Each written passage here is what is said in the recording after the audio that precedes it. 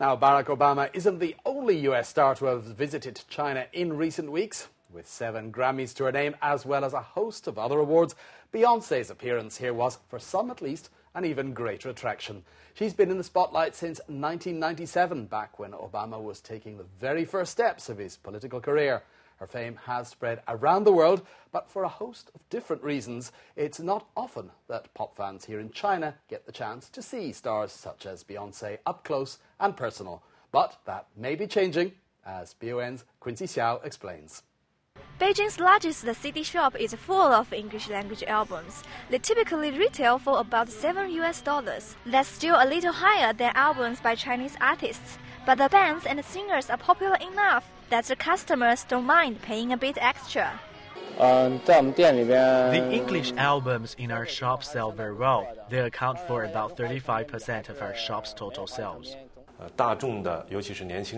Chinese people, especially the younger age group, increasingly want to listen to different kinds of music and see live shows. With the development of the internet, those young people can now listen to English language songs for the very first time. But at FAB, the number of live concert DVDs by international artists is limited. The manager said that they could sell several of these DVDs, but in China, there is no official rating system or parental advisory sticker. Many live concert DVDs are deemed to be too raunchy for Chinese audiences, and so are banned outright. But there is one way of seeing the artist live, and that's by going to a show. At last year's Olympic Games, this is where Yao Ming and Kobe Bryant faced off in their Olympic basketball showdown. 1 year on, fans haven't come to the Wukesong Arena for some sporting action. They are here for some musical entertainment because Beyonce is in town. Whoa!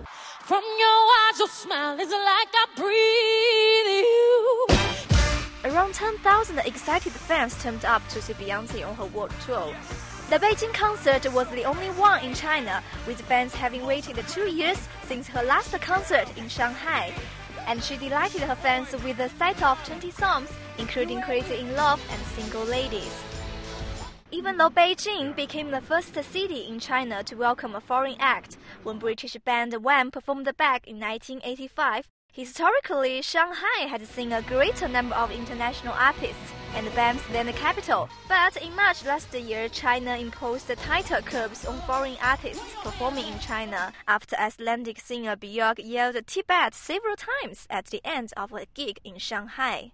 Ever since, Beijing's music scene has been dogged by high-profile cancellations, including no-shows from Oasis and Linkin Park. The performance costs are too high. There are too few performances. They only hold concerts in Beijing and Shanghai, and the negotiation process takes too long, so we don't have enough time to prepare, such as apply for the relevant government permission and attract fans. But there are signs that things are improving.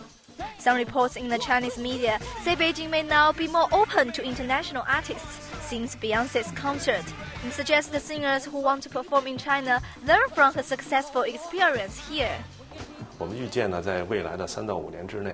We predict that more and more international singers will perform in China as one of the stops on their world tour. For example, we're currently negotiating with US rock band The Killers.